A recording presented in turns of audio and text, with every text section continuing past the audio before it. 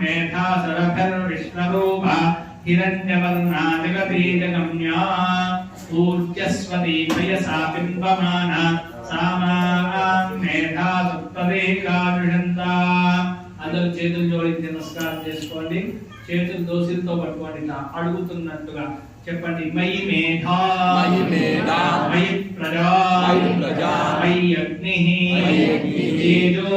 తేజో దధాతు మయి మేధా మయి ప్రజా మయి ఇంద్రః ఇంద్రియం దధాతు మయి మేధా మయి प्रजा मयि सूर्यः राजो दधातु ओम हंसाय विद्महे परमहंसाय धीमहि तन्नो हंसः ప్రచోదనం చేసుకోండి. అమ్మవారు సర్వవేళలా మీ యందే ఉండి మిమ్మల్ని ముందుకు మంచి మార్గంలో నడిపించాలని చెప్పి ఆ స్వామికి నమస్కారం చేసుకోండి. ఇప్పుడు స్వామికి శ్వేతార్క మూల మంత్రంతో సంపూర్ణంగా మేధాభిషేకం జరుగుతుంది. అందరూ కూడా శ్రద్ధగా గ్రహించండి. ఓం నమో గణపతయే శ్వేతార్క గణపతయే శ్వేతార్క మూల నివాసాయ వాసుదేవ ప్రియాయ दक्ष प्रजापति रक्षकाय सूर्यवरदाय कुमार प्रवे सुरासुरवन्दिताय सर्वभूषणाय शशांक शेखराय सर्वमालालंकृतदेहाय धर्मध्वजाय धर्मरक्षकाय त्राहि त्राहि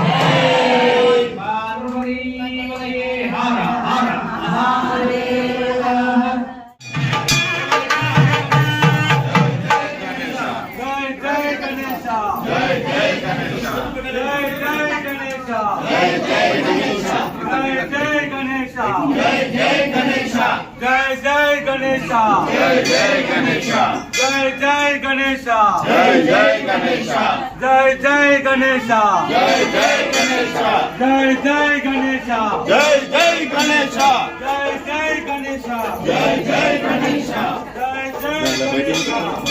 జై గణేశ జై జై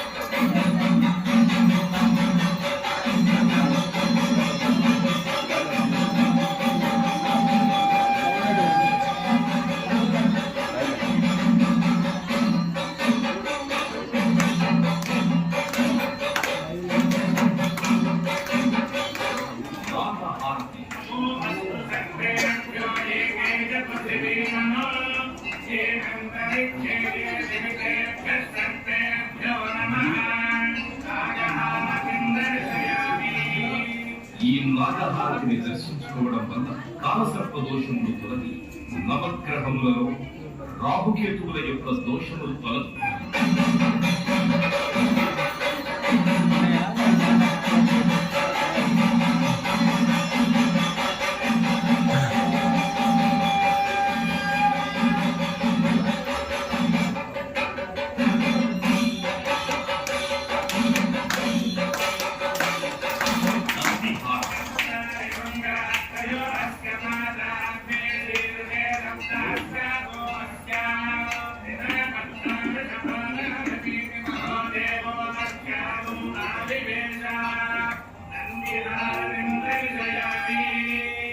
నంది ప్రమథ గణములలో ప్రథముడు అవుట చేత ఈ నంది హారతి దర్శించుకోవడం వల్ల పార్వతీ పరమేశ్వరుల అనుగ్రహం కలుగుతుంది.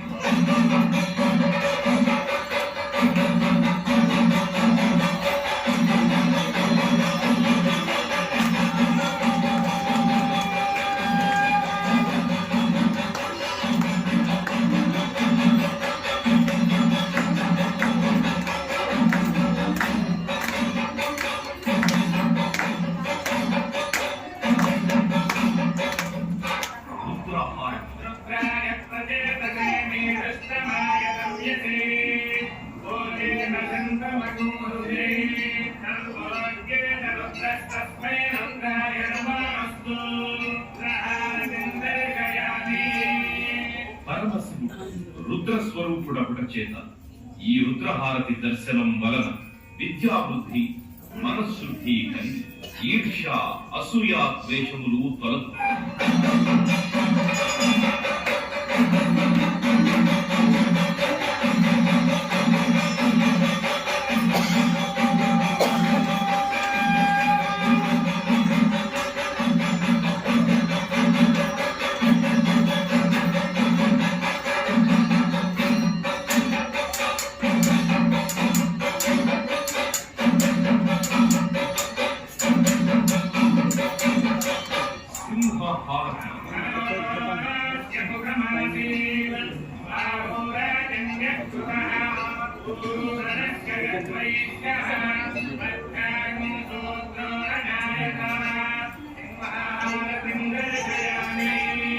సింహం అమ్మవారి వాహనము అపుట చేత ఈ సింహహారతిని దర్శించుకోవడం వలన మానసిక ఆందోళనలు భూత ప్రేత పిశాచ బాధలు తొలగు.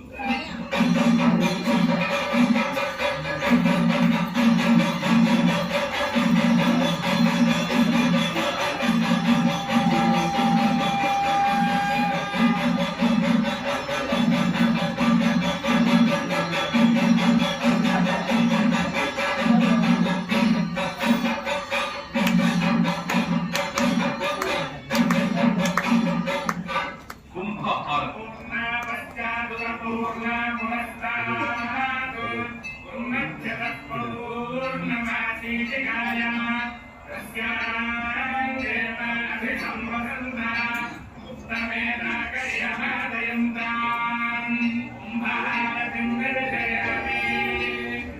కుంభహారతిని దర్శించుకోవడం వల్ల నరఘోష దిష్టిఘోషము తొలగు.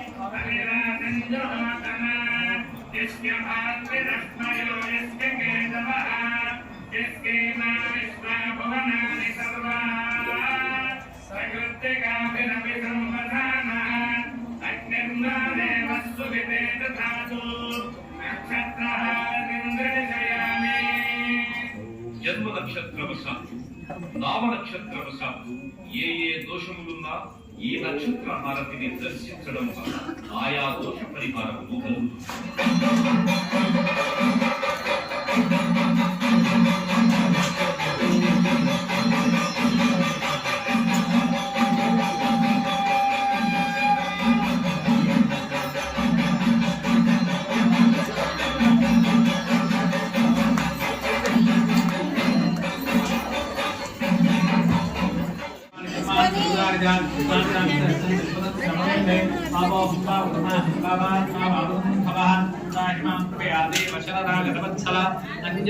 శరణం నాస్తి త్వమేవ శరణం మమ తస్మాత్ కారుణ్య భావేన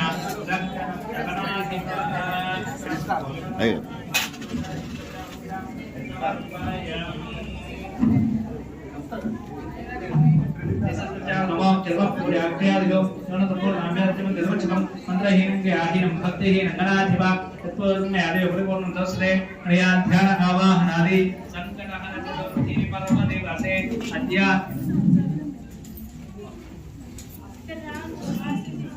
దధి అభిషేచన పూర్వక పుస్తక పూజయ భగవంతర్వాత్మకః సర్వం శ్రీ ఏతత్ఫలం పరమేశ్వరార్పణమస్తు విఘ్నేశ్వర సుప్రీనాథు.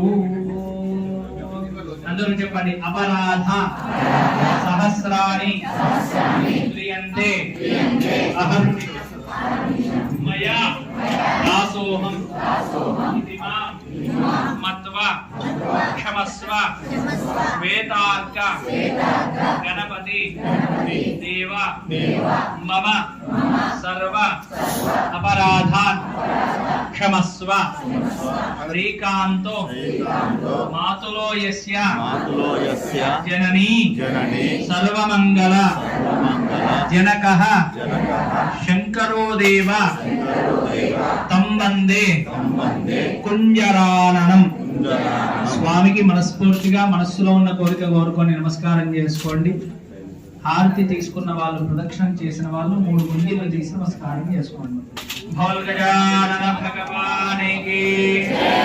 భక్తులకు మనవి, వచ్చే సంకటహర చతుర్థి మార్చి 28వ తేదీ ఆ రోజు స్వామివారికి సప్తవర్ణాలు మరియు ప్రత్యేకంగా గులాలతో అభిషేకం చేసుకోవడం జరుగుతుంది. చందనోత్సవం అంటారు దాన్ని. చందనోత్సవం చేసుకోవడం జరుగుతుంది కనుక భక్తులు వచ్చే నెల మార్చి 28వ తేదీ సంకటహర చతుర్థి సందర్భంగా గులాలు తీసుకొని రావాల్సిందిగా కోరుతున్నాం. భక్తులకు మనవి, మార్చి 13వ తేదీ పుత్ర గణపతి వ్రతం అవుతుంది. 13వ తేదీ మార్చి పుత్ర గణపతి వ్రతము. సంతానానికి కీడు తొలగడానికి వారి పేరు మీద ఎవరైతే పుత్ర గణపతి వ్రతాన్ని ఆచరిస్తారో ఆ సంవత్సరం అంతా కూడా పిల్లలు క్షేమంగా ఉంటారని ఈ యొక్క వ్రతాన్ని పార్వతీదేవి తన కుమారుల కోసం చేసిందట. సంతానం లేని వాళ్ళు కూడా ఈ యొక్క వ్రతాన్ని ఆచరించుకోవచ్చు అని చెప్పి మనకు మంత్రశాస్త్రంలో ఉంది. కనుక భక్తులు గమనించి తప్పకుండా ఈ పుత్ర గణపతి వ్రతంలో మార్చి 13వ తేదీ ఈ పుత్ర గణపతి వ్రతంలో పాల్గొనవలసిందిగా కోరుతూ ఉన్నాం. భక్తులకు మనవి, మీ అందరికి ప్రసాదము అన్నశాలలో ఇవ్వడం జరుగుతుంది ప్రసాదము. ఆ యొక్క కలము పెన్ను ఏదైతే ఉందో ఆ పెన్ను ఒక్కొక్కరిగా ఇట్లా తిరుగుతా నక్షత్ర దర్శనం చేసుకొని భోజనం చేయాలి. సంకష్టి వ్రతం పూర్తి కావాలి అంటే నక్షత్ర దర్శనం చేసుకొని భోజనం చేయాలి.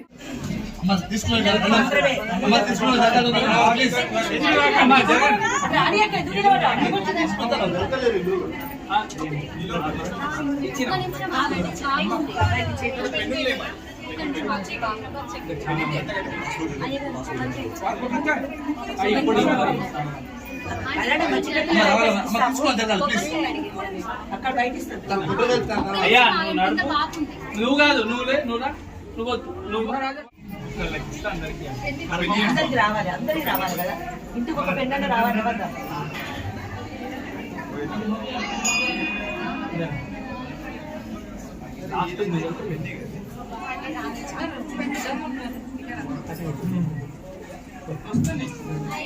పిల్లలకు వస్తే వీళ్ళ పెన్నులు పెట్టుకున్నారు లోపల.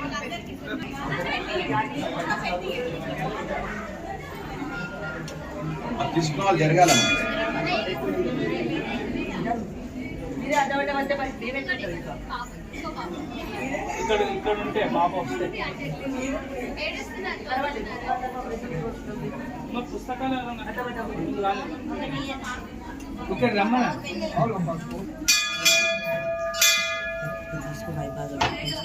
రమ్మన్నా